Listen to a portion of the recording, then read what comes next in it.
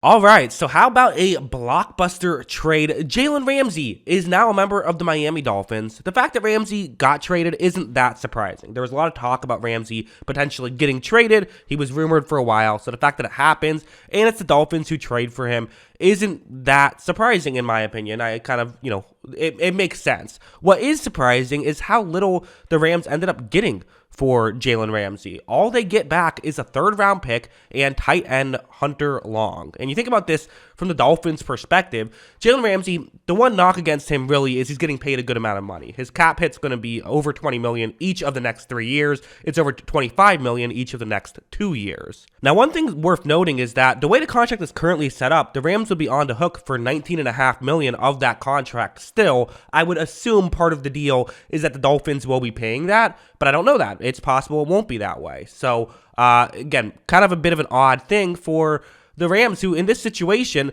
listen, you just have to view it as they want to rebuild. I think that's clearly the move right here. But even so, one thing that helps you rebuild is having good players. Jalen Ramsey is not an old player. He's 28 years old. He was Pro Football Focus's third highest rated corner last season. And, yes, he's getting paid some money, but that's fine value for a number one corner. Like, that's still a very good asset to have on your team. So only getting a third round pick and a tight end who, Hunter Long, he had 105 snaps last season. That was his second year. He was a 2021 third round pick who hasn't done much with Miami. So I don't know, maybe the Rams like him. Sure, fine, but feels like more of a throw in.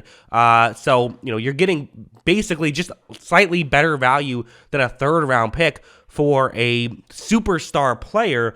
This is, it's the trade that comes up to my mind was the DeAndre Hopkins trade. However, there is one more exception that I'm sure people will be bringing up, and it's an important thing, which is apparently Ramsey wanted to go to Miami, and they wanted to give him, they wanted to do him that favor, essentially. They wanted to trade him to a team that he wanted to go to. So that obviously hurt the Rams' power a little bit in, their negotiation power of Ramsey basically saying, I want to go to Miami. That's the team I want to go to. And so you're kind of stuck in a spot there where for the Rams, it's either you get a third-round pick for it or you don't make the trade at all. But what if Ramsey's saying he won't play for you unless you trade him or something like that?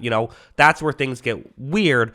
Still, though, I think I'm going to try to patch things up. I don't think I'd get rid of Jalen Ramsey for just a third-round pick. I just don't. I mean, a couple years ago, you traded multiple first-rounders for him, so only getting a third-round pick back feels like just not great value.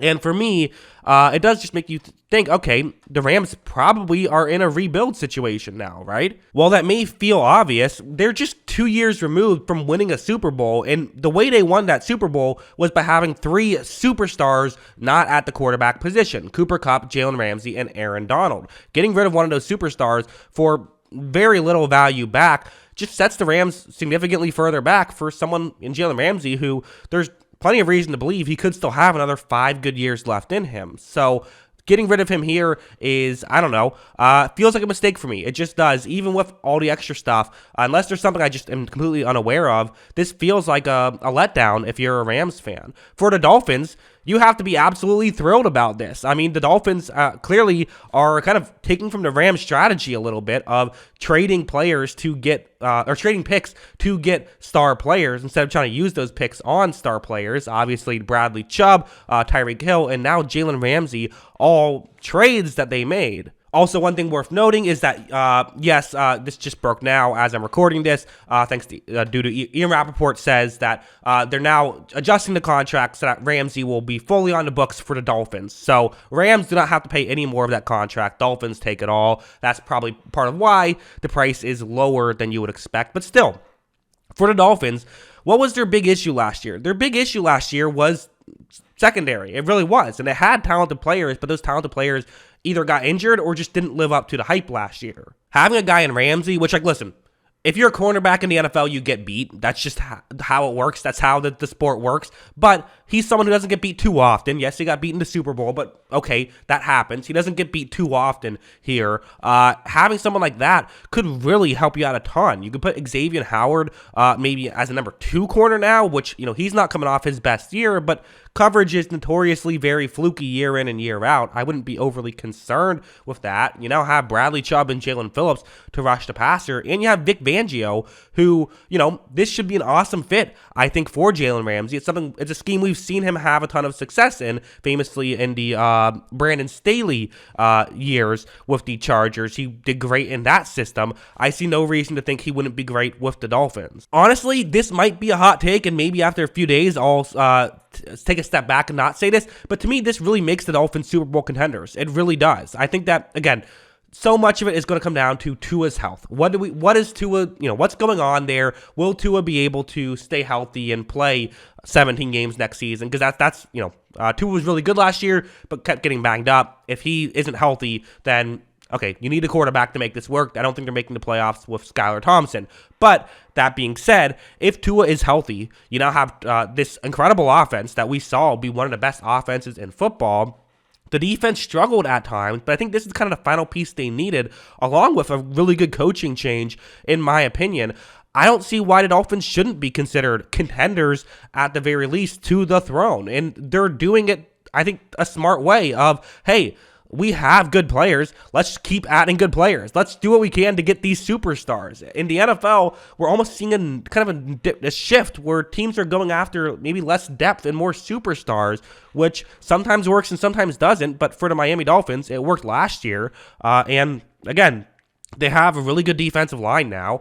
They have I think, really good secondary on paper. Who knows how it's going to work out in practice, but on paper, it looks really good. And their offense, we've seen already be really good last year before injuries kind of, capsized it. At the end of the day, even if it doesn't work out, you're giving up a third rounder for it. Like, this is easily the correct decision. This is easily the correct move. Unless Hunter Long turns into a superstar tight end, okay, then you'll feel bad about it. But other than that, there's just very little risk for this. The risk is really the contract, but even that, if it doesn't work out this year, you're only on the books for $10 million in dead cap the following year. So you're pretty much in it's a very low risk and an incredibly high reward situation for Miami. Love it for them. Don't love it for the Rams. That's what I think. What do you guys think? Let me know in the comments below. Always love hearing from you. And of course, as always, thanks for watching. If you like movies, check out my movie review channel. Every single movie title you see on the screen, I have a video about coming out within the next 2 weeks. I'm uploading a video every day for 2 weeks, so definitely make sure you're subscribed there. The link is in the description below. I got some other stuff on there too, some like breakdowns of certain scenes I like and things like that, so check it out.